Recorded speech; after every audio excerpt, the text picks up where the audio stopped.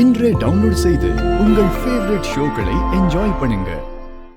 இரு தரப்போட வாதங்களை கேட்ட நிலையில் ஊர் தலைவர் ரகுராமும் அவருடைய மருமகன் சீனுவும் லிங்கம் என்பவருடைய மகள் சாருவிற்கு திருமணம் நடக்கும் என்ற நம்பிக்கையை கொடுத்து பின் அவரை ஏமாற்றி மிரட்டி இருப்பதும் அதில் மனமுடைந்து அந்த பெண் தற்கொலைக்கு நாடி இருக்கிறாள் என்பதும் ஊர்ஜிதமாகிறது.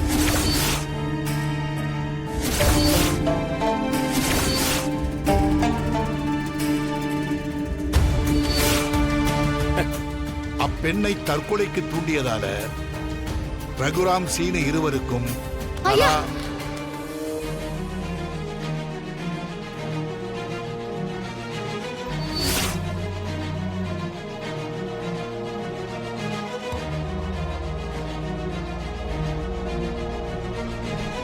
யாருமா நீங்க? ரகுராம் ஐயா என்னோட பெரியப்பா தான். இந்த வழக்குல ஒரு முக்கியமான ஆதாரம் கிடைச்சிருக்கு. சரி, அதை உங்க லாயர்கிட்ட கொடுங்க.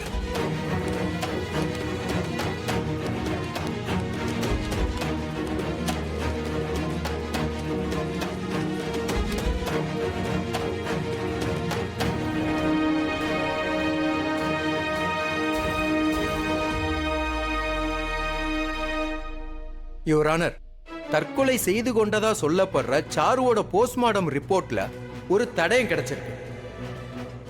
இந்த போட்டோவுல அவங்களோட கையில இருக்கிறது ஒரு ஆணோட பிரேஸ்லெட்.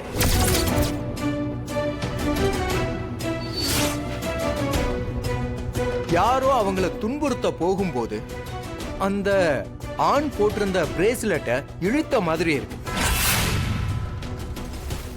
அது அவங்களோட கையில இருக்கிறத கவனிக்காம அவங்கள தூக்குல தொங்க போட்டிருக்காங்க.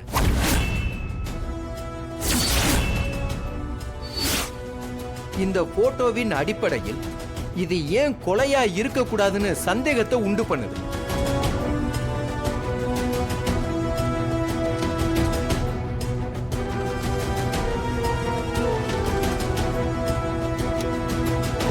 யுவர் ஆனர், ஒருவேளை இது கொலையாக இருக்கும் பட்சத்தில் முறையான விசாரணை வேணும்னு, உண்மையான குற்றவாளியை கண்டுபிடிக்கணும்னு காவல்துறைக்கு உத்தரவிடணும்னு இந்த நீதிமன்றத்தை தாழ்மையுடன் கேட்டுக்கிறேன்.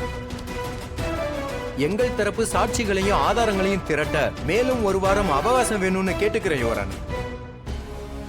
அத்துடன் ரகுராம் சீனு இருவருக்கும் ஜாமீன் வழங்குமாறு தாழ்மையுடன் கேட்டுக்கிறேன் யுவரான. யுவர் ஆனர், அவர்கள் கொடுத்திருக்கும் ஆதாரத்தின்படி இந்த கொலையை ரகுராமும் சீனுவும் செய்திருக்க வாய்ப்பு இருக்கிறது. அவர்களுக்கு ஜாமீன் வழங்கினால் சாட்சி மற்றும் ஆதாரங்களை கலைக்க வாய்ப்புள்ளது. அதனால் ஜாமீன் அவர்களுக்கு வழங்கக்கூடாது என்பதை தாழ்மையுடன் கேட்டுக்கொள்கிறேன்.